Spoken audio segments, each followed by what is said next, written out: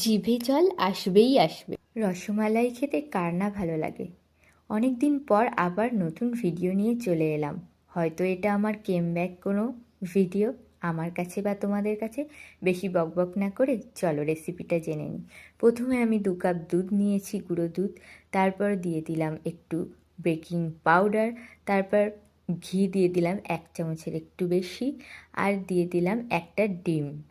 তারপর ভালো করে হাত দিয়ে মেখে নিলাম। মেখে নেওয়ার পরে 5 মিনিট আমি এটাকে রেস্টে রেখে দিলাম। হয়তো দেখে এটা মনে হচ্ছে খুব স্টিকি হয়ে গেছে, কিন্তু একদমই না। 5 মিনিট পরে যখন এটাকে খুলবে তখন দেখবে পুরো স্টিক ভাবটা চলে গেছে। তারপরে হাতে 1 ফোঁটা ঘি নিতে হবে।